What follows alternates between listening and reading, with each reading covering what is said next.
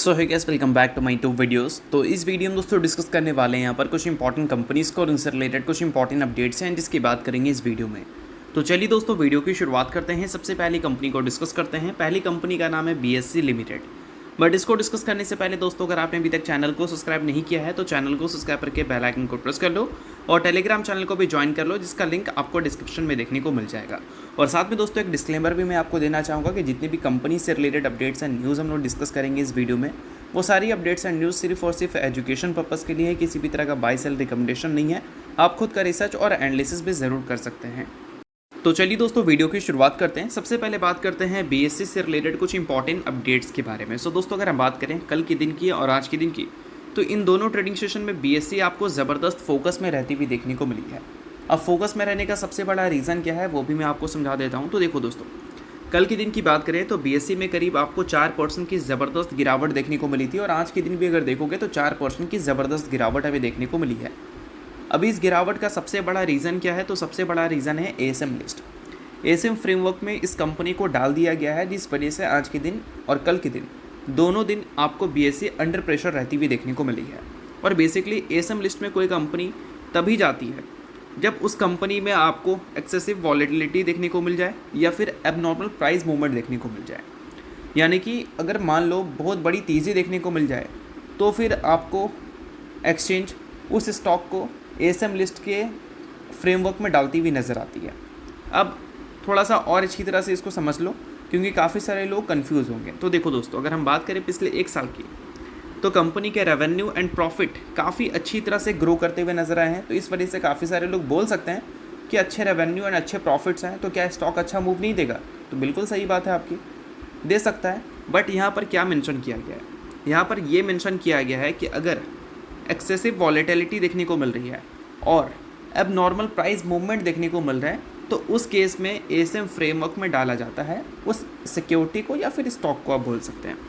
अब BSC का पिछले 2 महीने का मूव अगर देख लोगे तो यहाँ पर रिटर्न्स बहुत ही नेक्स्ट लेवल देखने को मिल रहे हैं। और पिछले 2 महीने में BSC से रिलेटेड अगर हम बात करें तो कुछ बड़ी न्यूज़ हमें ज़रूर सुनने को मिली है, नंबर्स भी देखने को मिले हैं।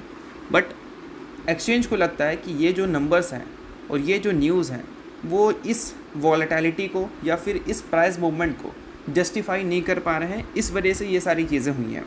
अब ये सारी चीज़ें से एक्चुअल में देखा जाए तो BSC को और उनके शेयर होल्डर को कितना फ़र्क पड़ेगा वो भी मैं आपको समझा देता हूँ। तो देखो दोस्तों, शेयर होल्डर के लिए ये कोई नुकसान वाली बात नहीं होती कि कोई कंपनी ASM लिस्ट में है तो वो कंपनी में नुकसान आपको होगी, ऐसा नहीं है।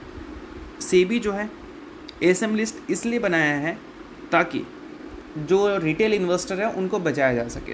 अगर कोई कंपनी में एबनॉर्मल प्राइस एक्टिविटीज़ देखने को मिल रही है तो इसका मतलब ये है कि वहाँ पर ऑपरेटर का खेल हो सकता है और ऑपरेटर जिस स्टॉक में रहे उस स्टॉक में मैनिपुलेशंस नेक्स्ट लेवल हो सकती है और उससे क्या है, रिटेल इन्वेस्टर को लॉसेस भी बड़ा हो सकता है। तो इस चीज़ को समझो।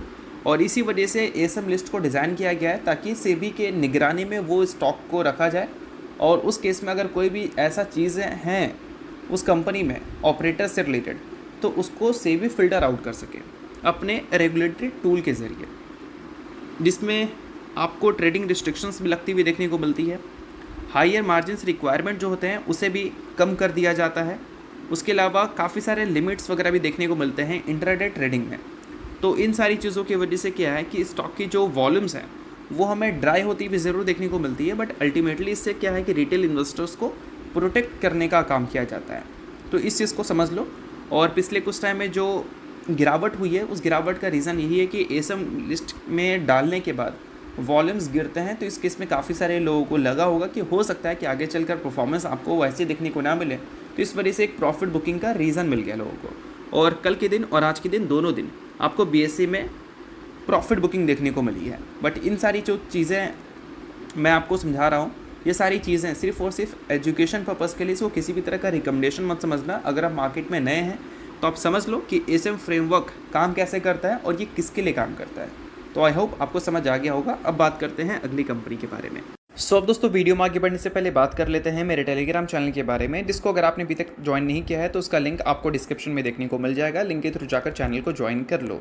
ज्वाइन करने का दोस्तों सबसे बड़ा बेनिफिट ये है कि हमारा चैनल टाई अप किया है SEBI registered research analyst mister Kulneet Singh के साथ, जिसका रजिस्ट्रेशन नंबर आप यहाँ पर नोट कर सकते हैं। अब चैनल को ज्वाइन करते हैं तो इनकी जो काफ़ी सारी एक्टिविटीज़ हैं आपको इस चैनल पे देखने को मिलती है, जिसमें ये आपको चार्ट्स वगैरह शेयर करते हैं जिससे आपको आइडिया लगता है। और उसके अलावा दोस्तों काफ़ी सारी कॉल्स एंड अपडेट्स भी आपको यहाँ पर मिलता है बिल्कुल फ्री ऑफ कॉस्ट। तो इन सारी चीज़ों का बेनिफिट आप ले सकते हैं।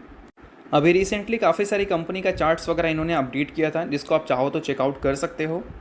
और इसके अलावा काफ़ी सारी कंपनी का कॉल्स वगैरह भी इन्होंने दिया था, जिसको भी आप चाहो तो चेकआउट वगैरह कर सकते हो। तो लिंक आपको डिस्क्रिप्शन में देखने को मिल जाएगा। लिंक के थ्रू जाकर चैनल को ज्वाइन करो, सभी चीज़ें आपको बिल्कुल फ्री ऑफ कॉस्ट यहाँ पर मिलती हैं।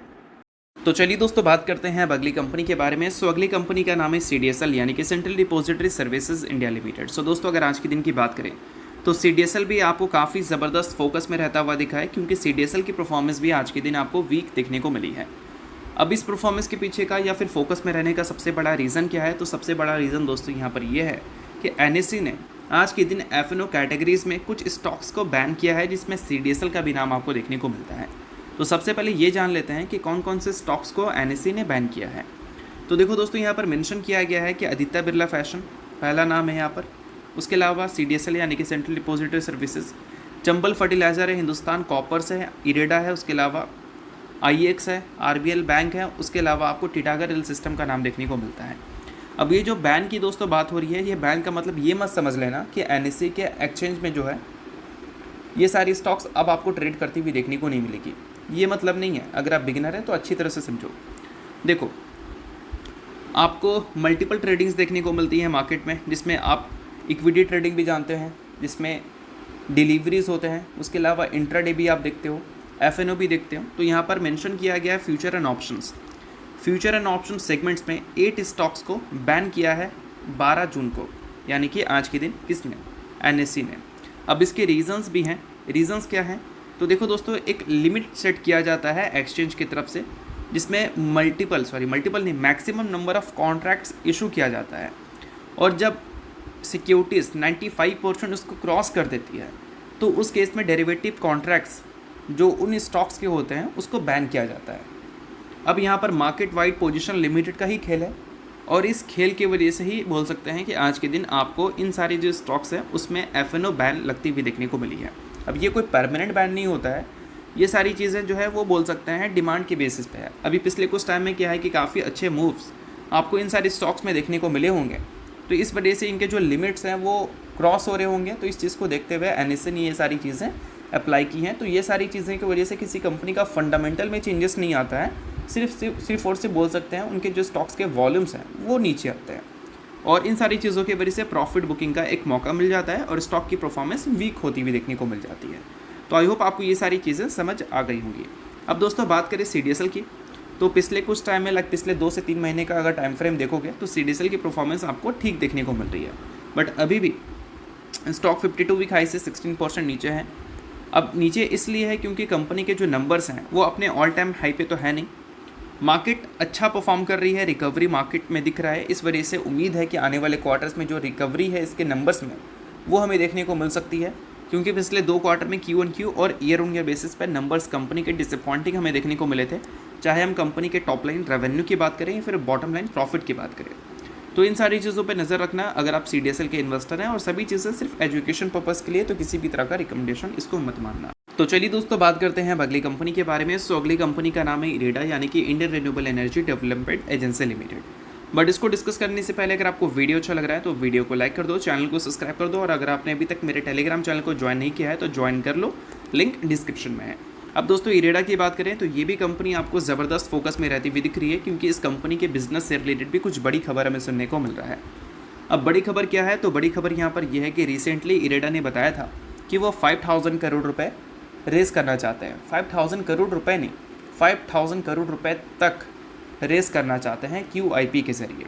ये कुछ टाइम पहले की ही बात है, और अब इरेडा की तरफ से इन्फॉर्मेशन हमें देखने को मिल रहा है कि उन्होंने सक्सेसफुली रेस कर लिया है 2000 करोड़ से भी ज़्यादा का अमाउंट QIP के ज़रिए, यानी कि क्वालिफाइड इंस्टीट्यूशनल प्लेसमेंट के ज़रिए।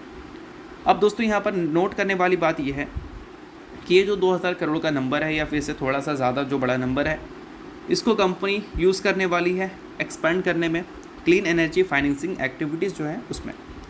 अब इरेडा ने बताया था कि 2030 तक ये अपने लोन बुक में लगभग 5 टाइम्स की ग्रोथ एक्सपेक्ट करके चल रहे हैं, और उसके लिए कंपनी को बड़े फंडिंग रिक्वायरमेंट्स की ज़रूरत है और इसके लिए पिछले कुछ टाइम में पिछले 1-1.5 साल की बात करें तो इरेडा ने बड़े बड़े फंड रेज ऑलरेडी एग्जीक्यूट करते हुए नज़र आए भी हैं।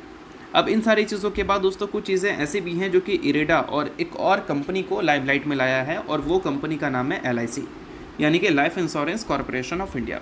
आप सभी को पता है कि LIC के पास पैसे की कोई कंपनी नहीं है, काफ़ी बड़ी गवर्नमेंट कंपनी है, काफ़ी ज़्यादा पैसा इसके पास भी है, तो काफ़ी सारी कंपनी के स्टेक्स भी LIC के पास हमें देखने को मिलते हैं।